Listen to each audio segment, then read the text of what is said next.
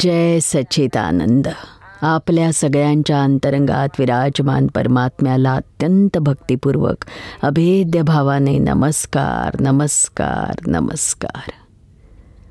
आज आम्ही आपल्याशी आईवडील आणि मुलांमधील व्यवहाराविषयी बोलणार आहोत. कित्येकदा असं होतं की मुलांना त्यांचे पालक सुधारण्यासाठी अथक प्रयत्न करतात, तरी त्यांची अशी तक्रार असते सतत की ही मुलं काही केल्या सुधरत नाहीत. किती ते मुलांना रागावतात, त्यांना शिक्षा करतात, कित्येकदा तर मुलांना हाकलून देण्याचीही धमकी देतात, कित्येकदा हाकलूनही देतात. पण त्यामुळे मुलं सुधारत नाहीत. मुलांच्यात सुधारणा घडवून आणणं हे आईवडिलांसाठी एक मोठं आव्हान असतं. कोणालाही जगात सुधारायचंच असेल प्रथम तर स्वतःच सुधारणा घडवावी. स्वतःच बिघडलेले असतील ते दुसऱ्यांच्यात कशी काय सुधारणा करतील. प्रत्येक पालकांना असं वाटतं की मी माझ्या मुलांना असं सुधारीन तसं सुधारीन. प्रत्येकाला वाटतं की माझा मुलगा कम्प्युटर इंजिनियर व्हावा, खूप मोठा सायंटिस्ट व्हावा, मोठा डॉक्टर व्हावा, असं प्रत्येक आईवडिलांना वाटतं. आणि त्यासाठी मुलांना ते खूप प्रेशराइज्ड करत राहतात. जर आपण आईवडिलांना विचारलं तुम्ही किती शिकलात, तर उत्तर देतील आम्ही मॅट्रिक नापास आहोत. मग मुलं कसं आईवडिलांचं ऐकतील सांगा मला. त्यांना लगेच वाटेल की तुम्ही स्वतः तर शिकलेली नाहीत आणि आम्हाला काय सांगताय शिकायला. आपण स्वतः अभ्यासात ढ होतात आणि मुलांना मात्र डॉक्टर बनवायचं आहे, तुम्हाला कम्प्युटर इंजिनियर बनवायचं आहे, कसं काय शक्य आहे.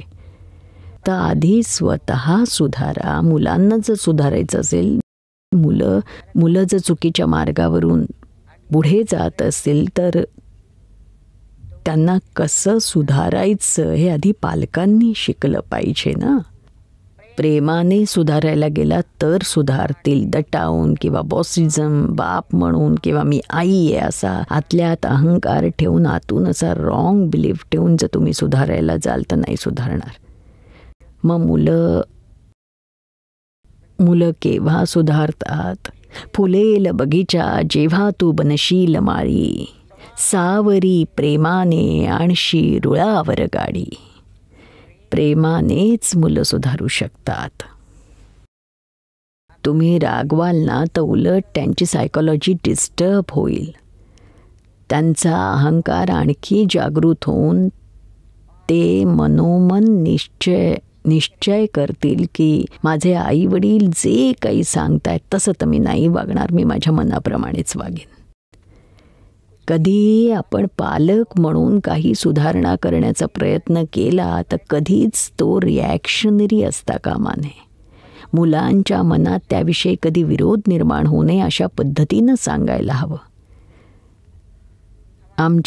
आम्ही नेहमी सांगतो, आमच्याकडे जी मुलं राहतात 35-40 ब्रह्मचारी भाई आणि काही बहिणीसुद्धा आहेत, त्यांच्याबरोबर आम्हाला वागावं लागतं. आणि जगत कल्याणासाठीची किती सारी डिपार्टमेंट्स आहेत जी लोकांसाठी सगळं आपलं मन वचन काया तन मन धन सुद्धा उधळून देतात. त्यांच्याकडून सुद्धा कामं करवून घ्यावी लागतात.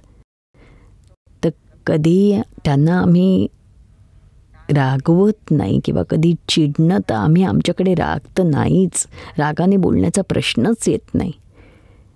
आणि आमच्या अंतरंगात काय असणार आहे, जेव्हा एवढ्या सगळ्या मुलांच्यात प्रेमाने कधीच वरच्या पट्टीत न बोलता काम करून घ्यायचं असतं.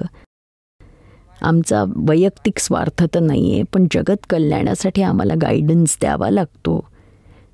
अशा वेळी त्यांच्याशी जेव्हा कधी काही बोलतो आम्ही तेव्हा त्यांना कुठलंही काम दाखवतो तेव्हा मनातून त्यांच्यावर पूर्ण श्रद्धा आणि विश्वास ठेवायची गरज असते आणि आतून तयारी ठेवावी लागते की हे काम त्यांच्यावर सोपवलंय, त्यामुळे ते काम त्यांच्याकडून चांगलंही होईल किंवा पूर्णपणे बिघडेलही कदाचित. दोन्ही गोष्टींची तयारी ठेवायची आणि दोन्हींच्या परिणामांबाबत समतेतच राहायचं. मुलांची एक तक्रार असते की जेव्हा आम्ही चांगलं काम करतो तेव्हा खुश होतात आमचे पालक, पण 10 वेळा छान केलं आणि एकदा जरी आमच्याकडनं काम बिघडलं तर तुटून पडतात आमचे पालक. असं नाही करता कामा, आम्ही असं कधीच वागत नाही. एक सिद्धांत दादाजींचा कायम लक्षात ठेवा की चुका कोणाच्या हातून होतात, जो काम करतो त्याच्या हातून. जो करतच नाही त्याच्यातून कशा होतील. नाही करत ते ओरडतात आणि ज्याने केलंय त्याच्याकडून चुकतं. चांगलंही होऊ शकतं, वाईटही होऊ शकतं. तर दोन्हीची तयारी ठेवा तुम्ही. म्हणून आम्ही दोन्हीची तयारी करून काम सोपवतो आणि समजा काम बिघडलं तरी खूप प्रेमाने त्याच्याशी त्याला त्याची जाणीवही होऊ देत नाही त्याची काही चूक झाली आहे, कारण ऑलरेडी त्याच्या मनाला माहीत असतंच की मी चुकलो आहे, माझ्याकडून हे काम बिघडलं आहे.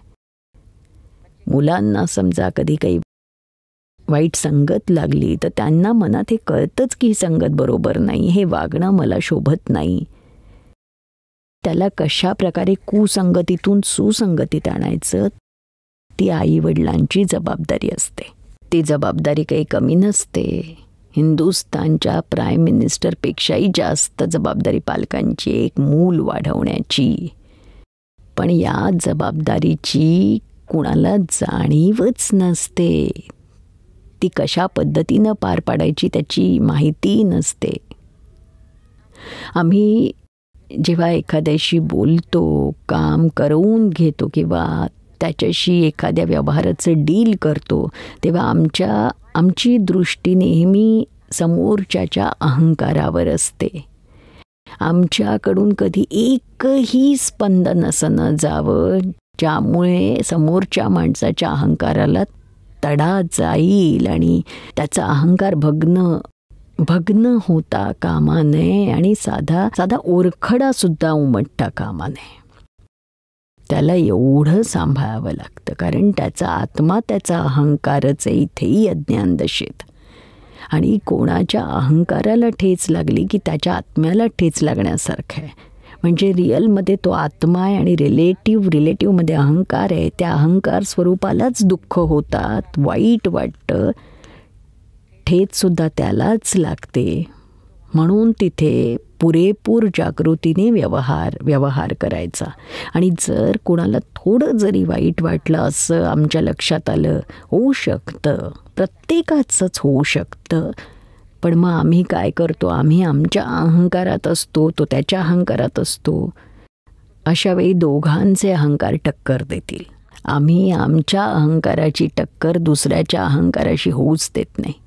जर कधी कोणासमोर आमचा अहंकार उफाळून आला तर त्वरित आम्ही आमच्या अहंकाराला शून्य करून टाकतो, पूर्णपणे विड्रॉ होतो, कासवासारखे होतो, शिवाय अगदी जमिनीवर येतो. आणि आमचीच चूक झाली असेल बोलण्यामध्ये असं आम्ही तिथे जाहीर करतो सगळ्यांसमोर आणि आम्हाला त्यात जराही कमीपणा वाटत नाही, अपमानसुद्धा वाटत नाही.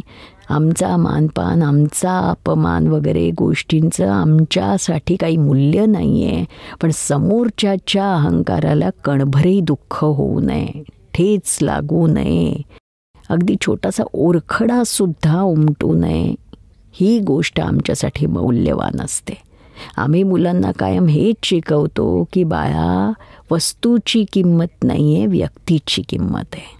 वस्तू असेल नसेल पण व्यक्तीच्या अहंकाराला ठेच लागली तर आयुष्यभर ती तो विसरू शकत नाही.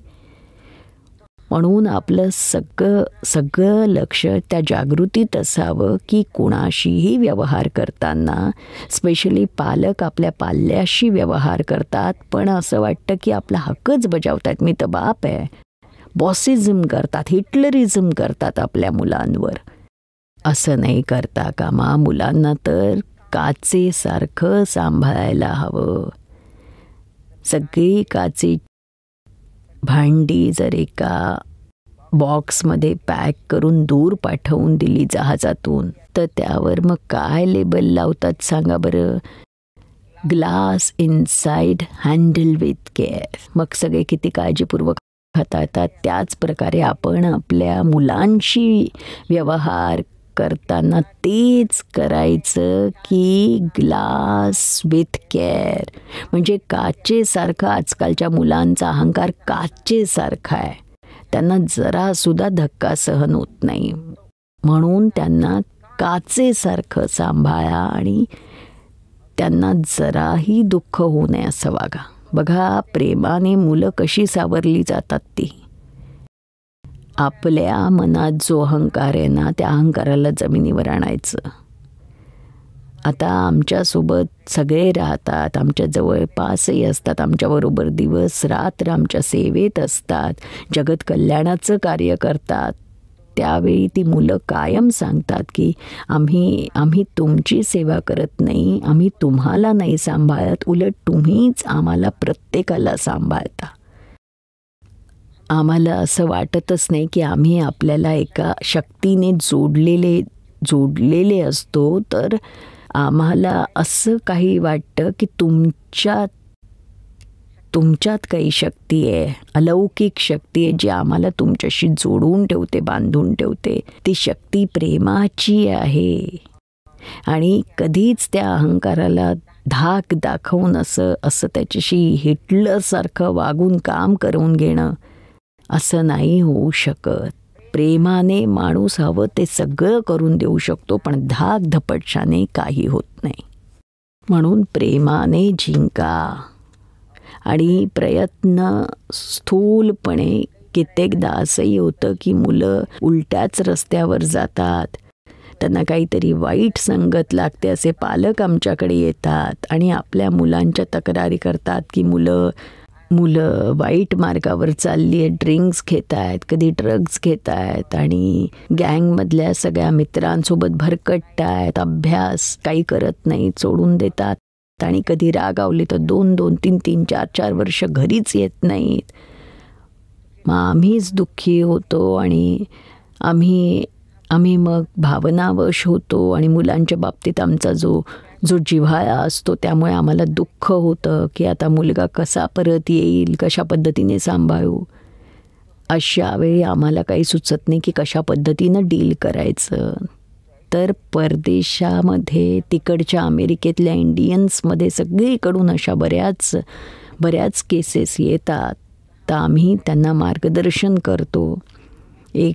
एक वडील होते, त्यांची तर दोन्ही मुलं एका गँगमध्ये सामील झाली. अभ्यास, शिक्षण बंद, सगळं बंद आणि शिवाय वरून आईवडील काही बोलले तर आणखी चिडचिड, आरडा ओरडा, धमकी देऊन मुलं घरातून निघून जायचे आणि 4-4 दिवस, 8-8 दिवस, 2 महिने, 6 महिने घराकडे फिरकायचेच नाहीत. मग क्राईम, गुन्हेगारी प्रवृत्तीचे बनले, गुन्हेगारीत फसले एखाद्या गँगमध्ये. त्यामुळे त्यांचे पालक आमच्याकडे यायला लागले हा प्रॉब्लेम घेऊन. तर त्यांना आधी त्यांना आतून शांत करण्यासाठी आम्ही त्यांना आत्म्याचं ज्ञान दिलं आणि आत्म्याची ओळख पटल्यावर आतून त्यांना खूप शांत वाटायला लागलं, एकदम थंड.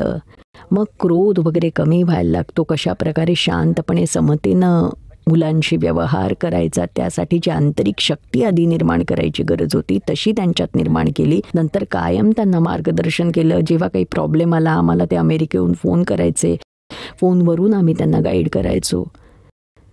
मार्गदर्शन योग्य प्रकारचं असल्याने त्यांनी नेहमी त्याचा पाठपुरावा अगदी काटेकोरपणे केला. जसं सांगू तसं करायचे. आणि मग असं करता करता एके दिवशी असं घडलं की 1 वर्षात दोन्ही मुलं संपूर्णतः माघारी फिरली, परत आली, संस्कारी बनली आणि अत्यंत सुसंस्कृत घरंदाज आईवडील, पालकांची मुलं जर असं वागत असतील तर आईवडिलांना काय यातना होत असतील, कसे दिवस रात्र घालवले असतील. पण त्यांनी अत्यंत समतेनं, धीरानं सगळं केलं जो आम्ही उपाय सुचवला.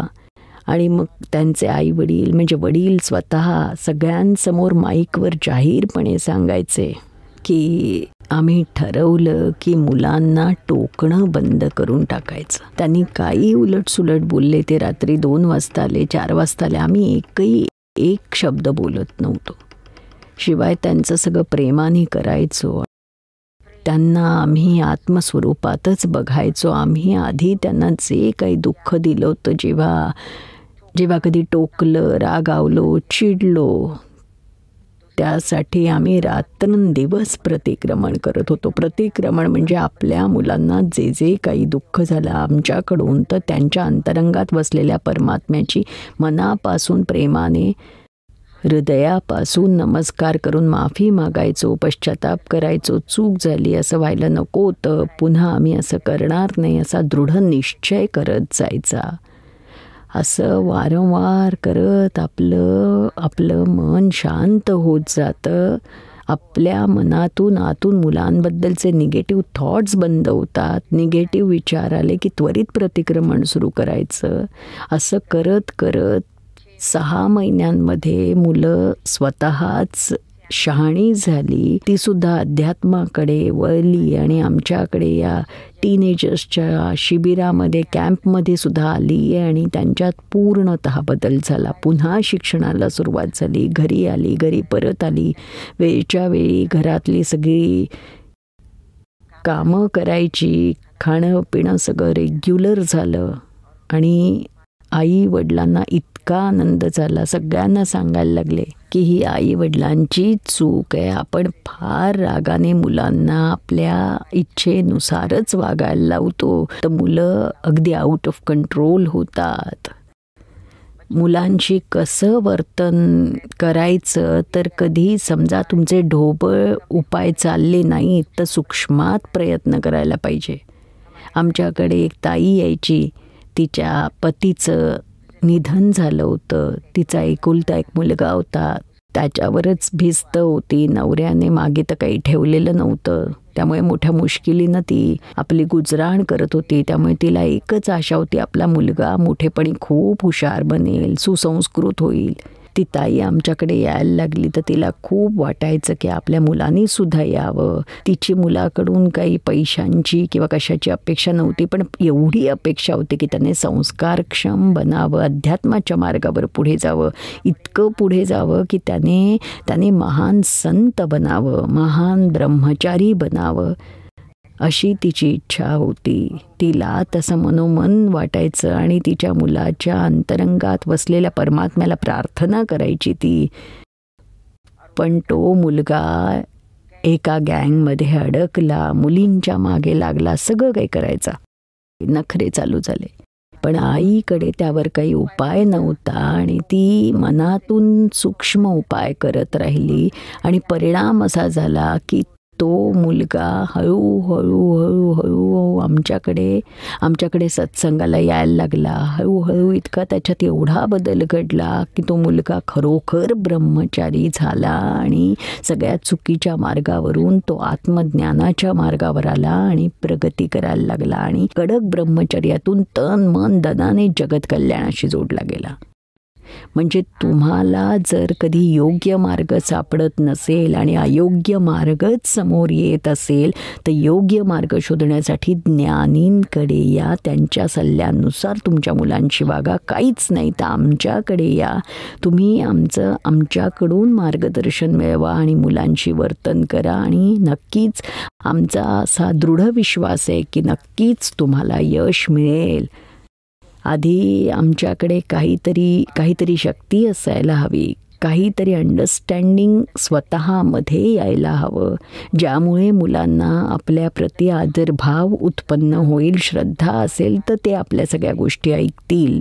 आमच्या इथे एक ब्रह्मचारी ताई आहे, ती मुलांशी खूप छान वागते, अगदी प्रेमाने शिकवते, संस्कार करते. कधी तिला सुद्धा काही अडचणी येतात. एकदा असं झालं की एक छोटा मुलगा होता, 6-7 वर्षांचा, फार दंगेखोर होता. त्याच्या आईवडिलांची इतकी तक्रार असायची की आमचा मुलगा सगळ्यांना मारतो, मोठमोठे दगड घेऊन सगळ्यांच्या डोक्यात मारतो आणि इतरांच्या अंगावर थुंकतो, वाईट शिव्या देतो. आता आमच्यासारखा घरंदाज घरात असा मुलगा जन्माला आलाय आणि आम्हाला तर इतकी लाज वाटते. आम्ही खूप उपाय केले पण त्याच्यात काही फरक पडत नाही. मग आमच्या या ब्रह्मचारी ताईंना आम्ही सांगितलं जरा सुसंस्कृत करा त्याला. त्यांनी खूप प्रयत्न केले तरी त्या मुलात काही सुधारणा होत नव्हती. म्हणजे त्याला खूपदा हीच गोष्ट ती ताई शिकवत होती की तू कोणाला दगड मारू नकोस. तर तो मुलगा विचारायला लागला की का नको मारू, मला मारायचं आहे, मला सगळ्यांना मारायचं आहे, तुम्हालाही मी मारीन. तर तिला वाटलं की माझा प्रभाव पडेल म्हणून ती म्हणाली की हां मार मार मला दगड, बघू कसा काय मारतोस ते. तर मुलाने धाडकन दगड घेऊन मारला तिला आणि एका सेकंदात रक्त व्हायला लागलं. तर तिला रिअलाईज झालं की अजूनही माझ्यात काही उणिवा आहेत. लगेच ती त्या मुलाला घेऊन आमच्याकडे आली, सगळं सांगितलं आणि म्हणाली की आता तुम्हीच मार्ग दाखवा, या मुलाला कसं सुधारायचं. आम्ही प्रेमाने त्या मुलाला म्हटलं की बाळा तू जे असं लोकांना मारतोस, तुला जर असं कोणी मारलं तर. तो म्हणाला की कोणी मला मारलं तर मी त्याला आणखी मारीन, पण तू लहान आहे, समजा कोणी मोठा पैलवान आला आणि तुला मारायला लागला तर कसं वाटेल तुला. तर म्हणाला मला तर खूप वाईट वाटेल. मग म्हणजे तू जेव्हा दुसऱ्यांना मारतोस तेव्हा त्यांनाही वाईट वाटत असेल की नाही. तुझ्या आईवर प्रेम आहे की नाही. तर सांगायला लागला की हो खूप प्रेम आहे, मला खूप आवडते ती. तर मी म्हटलं मग आमचं एक ऐकशील का. तर म्हणाला हां नक्कीच ऐकीन. तर आम्ही म्हटलं बघ कुणालाही दगड मारायचा नाही, कुणाच्याही अंगावर थुंकायचं नाही, शिव्या द्यायच्या नाही, तेवढं करशील. तर म्हणाला हो नक्की करीन. आणि खरोखर त्या दिवसापासून त्याचे आईवडील म्हणाले की त्या दिवसानंतर कधीच माझा मुलगा कोणावर थुंकला नाही, दगडही मारला नाही कोणाला. म्हणजे प्रेमाने आणि विश्वासाने करायला हवं. मुलांचा विश्वास संपादन करून पुढे चाला आणि प्रेमाने जिंकून घ्या. विश्वास जर मुलांचा उडाला ना आपल्यावरचा तर कशी काय मुलं आपलं म्हणणं ऐकतील सांगा मला. नाहीच ऐकणार. म्हणून तो विश्वास राखणं, प्रेमाने जिंकणं ही ताकद आईवडिलांकडे असायला हवी. आणि मुलांना सारखं सतत टोकायचं नाही. 5 वर्षाच्या वयापर्यंतच मुलांना तुम्ही काही सांगू शकता, टोकू शकता. जास्तीत जास्त फारच चुकला तर एखादी लगावून देऊ शकता, पण त्यानंतर मात्र तुम्ही असं काही करू शकत नाही. जसजशी मुलं मोठी होतात टीनेजमध्ये आपण समजून घ्यायचं की 16 वर्षांचा मुलगा झाला की तुम्ही बाप नसता आणि तो मुलगा नसतो. तुम्ही त्याचे मित्र असता. मग त्याच्याशी मित्रासारखंच वर्तन करायला हवं. आपल्या मित्राला आपण कसं सांभाळतो, त्याला कधी ओरडतो का, त्याला शिव्या देतो का, त्याला सतत टोकतो का, कसं त्याला सांभाळून घेतो. कारण तुम्हाला माहीत असतं की असं काही केलं तर मैत्री तुटेल, तुमच्यापासून तो लांब जाईल. तोच सिद्धांत आपल्या मुलांच्या बाबतीत वापरायचा. 16 वर्षांनी आई मुलीची मैत्रीण बनते, फ्रेंड होते ती. आणि वडील आपल्या मुलाचे मित्र बनतात, मैत्रीच्या नात्याने जोडले जातात. तर विसरून जा की मी आई आहे, वडील आहे. मी आई असले तरी मोकळे व्हा. मुलांनाही वाटायला लागेल की हे माझे वडील असले तरी माझे मित्र आहेत. त्या पातळीपर्यंत आपल्याला पोहोचायचं आहे. त्या पातळीवर पोहोचण्याची जबाबदारी आईवडिलांची आहे, मुलांची नाही आहे. अतिशय मनमोकळेपणाने मुलांची की अगदी मुलं गर्लफ्रेंडमध्ये बॉयफ्रेंडमध्ये शारीरिकदृष्ट्या एकरूप झाले तरी मोकळ्या मनानं आईवडिलांना ते सांगू शकतील की माझ्याकडून असं घडलं आहे, आता मी काय करू. आपल्या मित्रमैत्रिणींशी नाही का सगळे असं बोलत, त्याच प्रकारे मुलं तुमच्याशीही मोकळ्या मनानं अशा गोष्टी बोलू शकतील. तर तेव्हाच आपल्याला हे समजेल की आपण आपल्या मुलांना यातून कसं सावरायचं आहे. जय सच्चिदानंद.